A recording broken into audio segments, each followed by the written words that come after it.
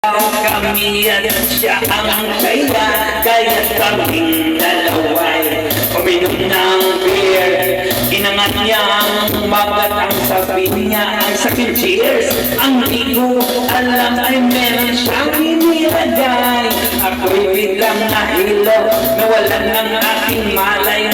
Ako'y magising, aking napansin pangalan ng motel, Anitoin. Kaya ang sabi ko na ko, i-split na ako. Pag nabuko ng girlfriend ko, mahirap ko, walang-wala sa isip ko. Ang kanyang baywang, nang nakita ko siya, naka-underwear lang.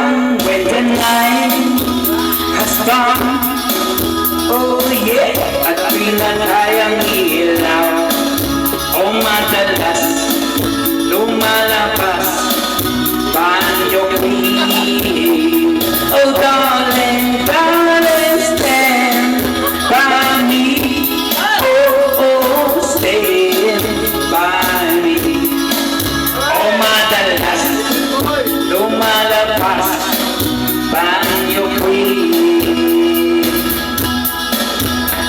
Kami ay nagtawanan at nagkwentuhan doon sa sofa. Kami ay naglalampungan ng ginaw para kung nasa robonggi. Pinatay niya ang ilaw din binuksan ang VCD. Doon sa kanyang tama kami ay nahiga. Ako ay nagulat at ako'y nabigla. Ako'y nangilig, pawis na pawis. Tinusok ko, pinasok ko, ako'y walang kaplis. At ang sabi niya sa akin,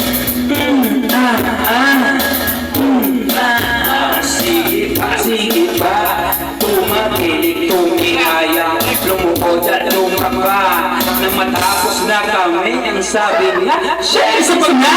When the night has come, oh yeah, at pinatayang ilaw, o madalas lumalabas puting gatas. Darling, darling, stand by me. Oh, oh, stand by me. O madalas lumalabas banyo queen. Wow! Puting ko